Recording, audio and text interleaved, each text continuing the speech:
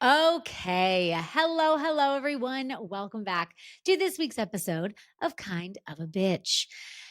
Okay.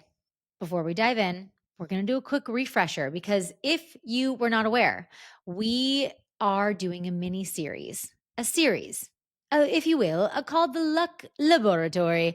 And we're going to talk a lot more about how to cultivate more luck in your life. Some might call this manifesting. Others might call this fate. I don't really know, but I do feel and I do believe that there are ways, and science backs me, that we can cultivate more luck in our lives. For our refresher, in episode 2, if you're just tuning in for this episode, so I'm calling it episode 2 because the first one was months ago called Lucky Bitch. You are welcome to rewind in the series and find that and re-listen if you would like. But in last week's episode, we talked about the luck mindset.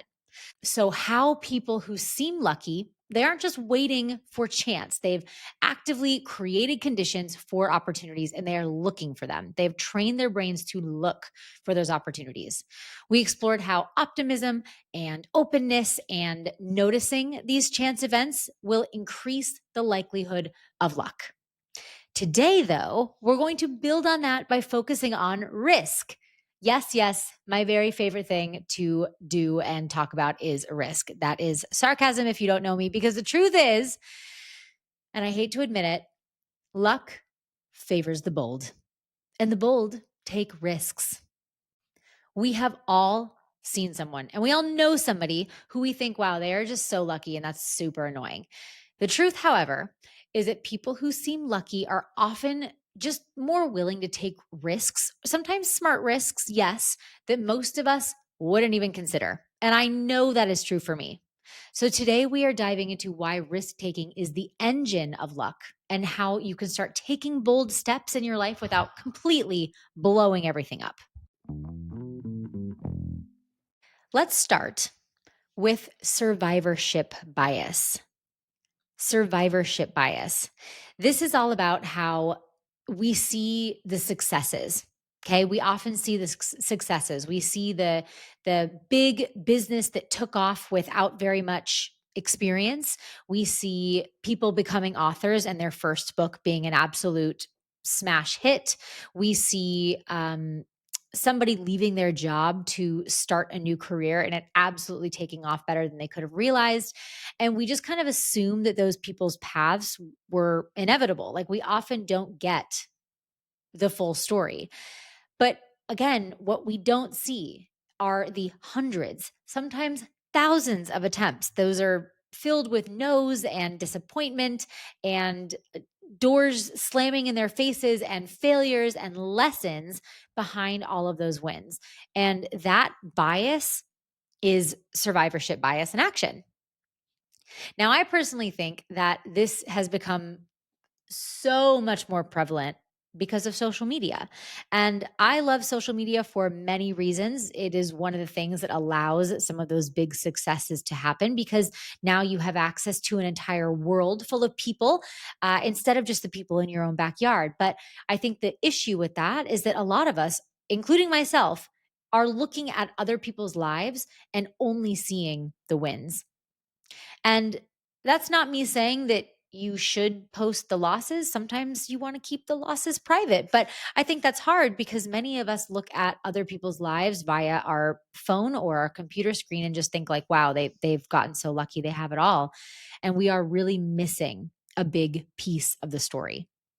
Risk taking is the key here. You can't get lucky sitting on the sidelines. Okay. Luck favors taking action. The more bold steps you take, the more risks you're willing to take, the more chances you create for opportunity and yeses to appear. But that doesn't mean you're not going to hit a bunch of no's along the way. Let's touch on psychological safety nets. Okay. Now, again, if you know me, if you are one of the people in my life who I talk to a lot, I often get told a lot that I move quickly and that I just make things happen. And there's kind of this idea that I'm able to pull things together and they become successful quickly. But if you're in those circles with me, I think you probably know that I create a lot of psychological safety nets for myself. And that's because really bold risk taking, like real risk taking, the kind that you're kind of really afraid to do, it feels scary. It feels scary AF. And safety nets help you take those big risks without risking losing it all. Okay? They don't remove risk. Don't get it twisted. They don't remove risk, but they do make it more manageable. Safety nets, at least for me, have really looked financial. Okay. There's a lot of different ways you can look. Savings, a side income, having like a big social network or people in your life, right? But let's talk briefly about financial. I know in the beginning of my real estate career, and honestly as an artist as well, if I'm being really clear with myself, as an artist as well, there there are a lot of pushes to just do it, to just forego it all and jump in both feet, throw caution to the wind, jump and the net will appear kind of a vibe. And I guess for me, the fear of what happens if the net doesn't appear, uh, it's just really big. It's just really, really big. And something I learned about myself quickly was that I actually don't feel comfortable risking it all. I am far less likely to do something if I know that it is potentially going to hinder or like destroy my future. It's just not something I'm willing to do. And in the real estate world, they talk a lot about how they're like that you can't have a side gig, you can't have a an extra job. You need to jump into real estate fully and completely, full out, no marking, if you will. But the problem with that is that the likelihood that you're going to make a bunch of sales within your first few months, 6 months is low. And yes, you're going to hear all about the people who do it. You're going to see the stories of those people who went in, they went all in, they called a billion people, they got, a $5 million listing. And that's the kind of stuff that keeps people doing, taking the big risk and then eventually having to give up their license and go back to whatever their job was before.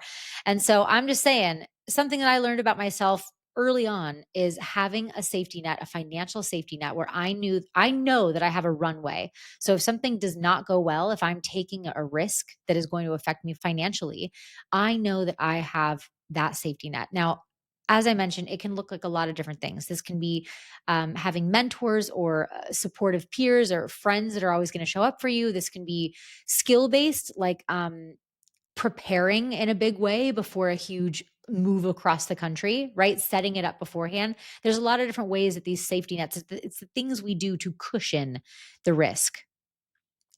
When we have safety nets in place, we can take bigger swings, right? Without the fear of absolutely catastrophic consequences. So, if you are someone who knows that you want to take big risk, but that fear of whatever it is bigger than the want to take those big risks, figure out what the psychological safety net is that you need in order to pursue that risk. I'll do a quick callback to our dear friends at Airbnb. These founders, Brian Chesky and Joe Gebbia, I don't know if I went into the story, but basically the opportunity they saw was that they started renting out mattresses in their apartment during a conference. It was like a sold out conference. It honestly to me doesn't feel like a huge risk, but it was really bold. There was a boldness about it. They learned, they figured it out. They eventually created an enormous company. This bold action of literally inviting people to come and stay on their air mattresses in their apartment is what created that exposure to a bigger opportunity they were able to learn and then eventually build off of. Now, I don't know if I would consider this a huge risk per se, but speaking on my own here, at the beginning of COVID, this was before this was before cameras and video and social media. it didn't work the way that it does now. And I remember back then thinking to myself, like, I'm still finding my feet in the world of real estate at the beginning of 2020. I was in it, but I wasn't in it. And so my risk, even though I felt this fear about being really honest about where I was in this industry. I didn't know if I wanted to share my process of learning because I don't really like being seen in process. I don't enjoy I don't enjoy people seeing me potentially fail. That does not excite me. And sharing my process feels like opening myself up to critique when I haven't fully figured it out yet. So I tend to try and keep that part of myself private. But there was a little nagging voice in my head that felt like if I were able to honestly share my approach and what I was learning in a way that not only helped me process but also shared information, and yes, was very upfront about the fact that I was getting to know this industry, that I would be able to create a community and hopefully a network of people who wanted to work with me. And even though I don't know if I would consider this a huge risk, to me at that time, it did feel like a risk because I felt like I was outing myself as a new person, as a new agent. And what I learned is that people really like being let in on your process. They like seeing you in progress. They like learning with you and learning alongside you. And by doing that, I was able to build a business that is based on truth and based on honesty and based on personality instead of based on kind of a like a puffed up version of myself. Okay. And that in my humble opinion, the boldness of that is what led to kind of some record years for me, that first, second, third year and beyond. So, dear listener, you are sitting here going, okay, I understand. Risk is what I'm going to need to take in order to see big changes. Risk is the thing I'm going to need to adopt in order to create and cultivate more luck in my life. But where do I start? Let's get into it. We've got five key points here. First things first, I want you to identify small, I'm talking little experiments. Okay. In the last episode, we talked about absorbing or noticing failure, reframing it as data. Okay. You're going to need to do this here. Identify small, bold experience. Identify small, bold experiments. And this starts with micro risks. This can be something as simple as volunteering to be the one who gives the presentation or who makes the pitch this week at work. This can be trying a new client approach. Sometimes for me, that looks like setting a boundary or, delegating to someone else to do something that I originally was going to do.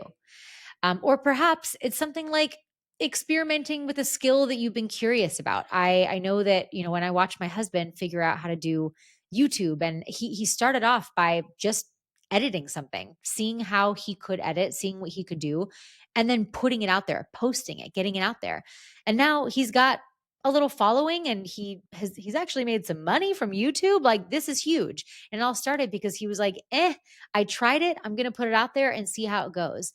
Each step, whether it's a risk, whether it's a big risk, a small risk, that bold step expands and increases your chances for more opportunity.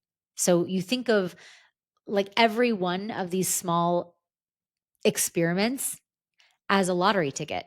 The more of them that you take, the more of them that you get, the higher your chances are of hitting something big.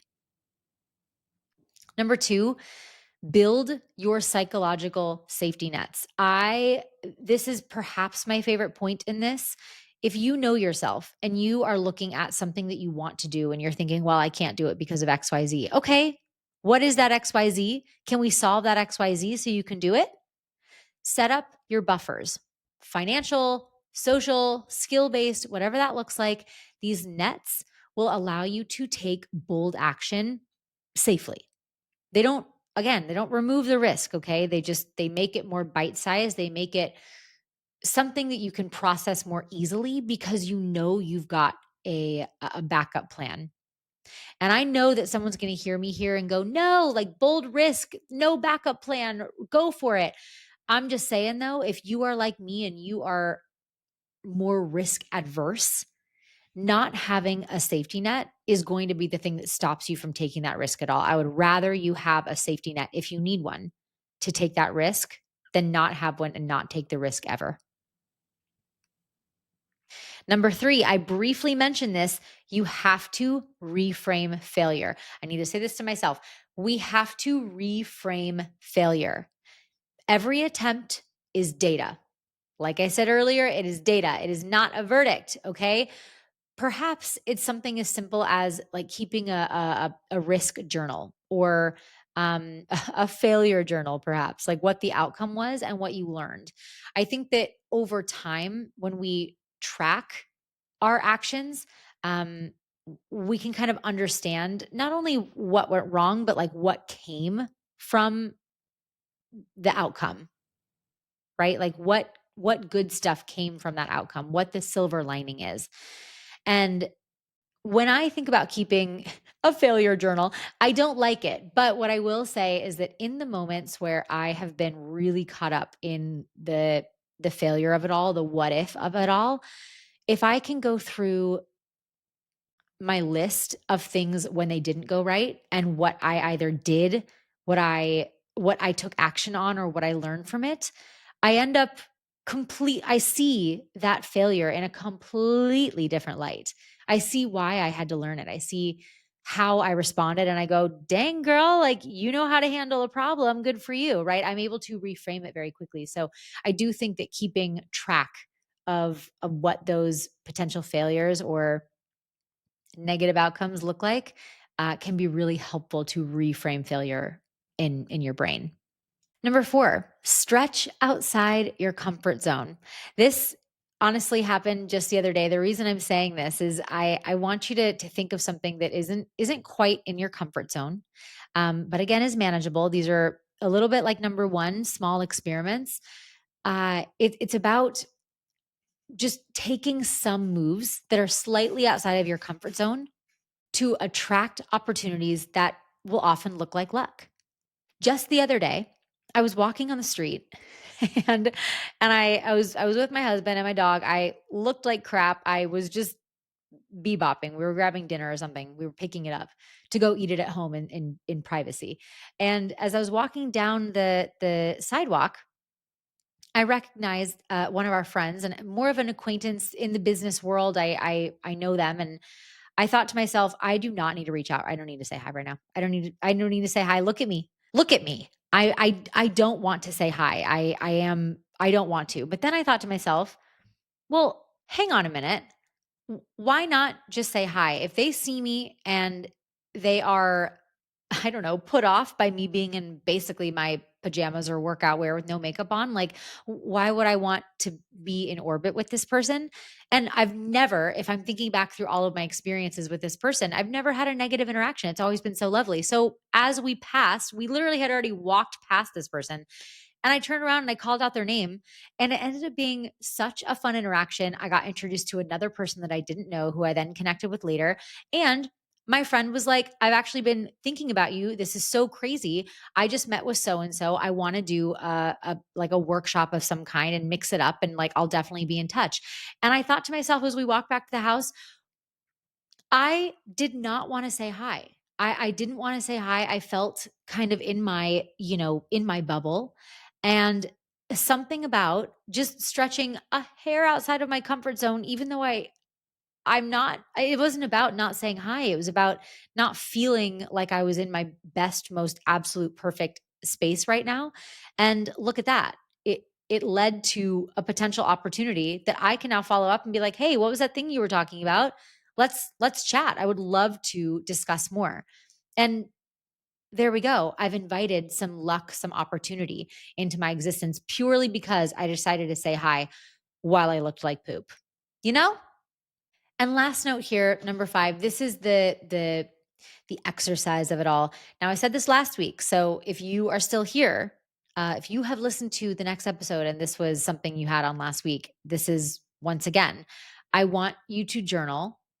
I will do it as well.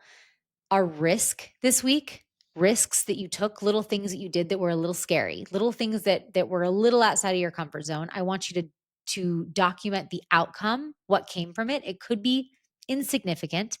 And I want you to document your insights about it, like what you thought about it. Notice your goal here is to notice how taking action, even if there's not immediate success, will change what can be possible or what is possible in that day. So this exercise here, you're going to pick that calculated risk. It could be something teeny, it could be something bigger. Take the action, whether that is something as simple as saying hello to somebody when you are not ready to be client facing. I want you to journal the outcome, and then I want you to start paying attention to the doors that open, the people you meet because of that, and the potential new opportunities that might be possible because of it. That is how luck favors the bold. So we're squishing together two of the things. From last week, we talked about noticing the opportunities, being very aware of when good things come to you. This week, we're going to start to understand the positives, reframing what happens when we take those risks. Boldness is that gateway. It is that opening of the door to luck. Okay. Risk is the engine to luck. Any of these beautiful little sayings, like that is, I believe it so, so, so truly. Next episode, we're going to explore how our network and the environment that we put ourselves in can amplify your chances of running into and attracting more luck. It is not about knowing everybody, but it is about who knows you. Again, not necessarily like, flip your hair, who knows you, but who knows you and what you stand for and how you show up. With that, thank you, thank you, thank you, everybody, whenever and wherever you are listening. Again, if you are someone who is a fan of the podcast, would you take 2 minutes, go over and give us a rating and or a review? It is a way that is very helpful to get people to find the podcast, to help people find it who need it. And that would just make my whole gosh darn day. So wherever and whenever you are listening, thank you, thank you, thank you, thank you. And I will talk to you next week. Bye.